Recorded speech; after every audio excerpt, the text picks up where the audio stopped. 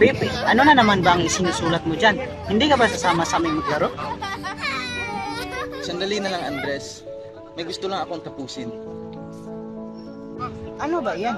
Palagi ka na lang nagsusulat. Isang tula tungkol sa ating wika at pagkatao. Tula? Tungkol saan? Tungkol sa pagmamahal sa ating wika. Pansin mo ba, Andres? Maraming bata ang mas pinapahalaga ng ibang salita kaysa ating Tagalog. Bakit mahalaga ang Tagalog? Ang wika, Andres, ay parang kaluluwa ng ating bayan. Kung di natin ito mamahalin, parang itinatakwil na rin natin ang ating sarili.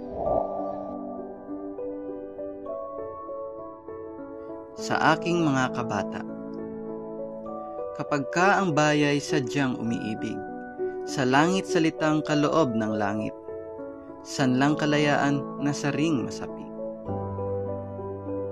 Katulad ng ibong nasa himpapawid, pagkat ang salita'y isang kahatulan, sa bayan, sa nayot mga kaharian. At ang isang tao'y katulad kabagay, ng alinmang likha noong kalayaan. Ang hindi magmahal sa kanyang salita, mahigit sa hayop at malansang isda. Napakaganda, Pepe. Naisulat mo ang damdamin ng ating bayan sa murang ito. Naniniwala ako, Itay. Kapag natutunan ng bawat bata ang kahalagaan ng wika, hindi malayo pa yun. Tandaan mo ito, anak. Sa pag-ibig sa wika at bayan, doon nagsisimula ang tunay na kalayaan.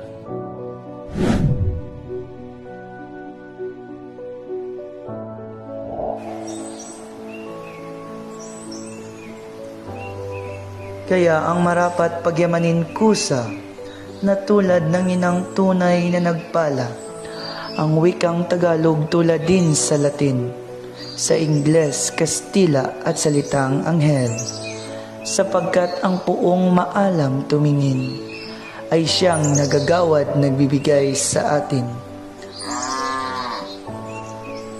Ang salita natin tulad din sa iba na may alpabeto at sariling letra, na kaya'y nawala dinatnan ng sigwa, ang lunday sa lawa noong dakong una.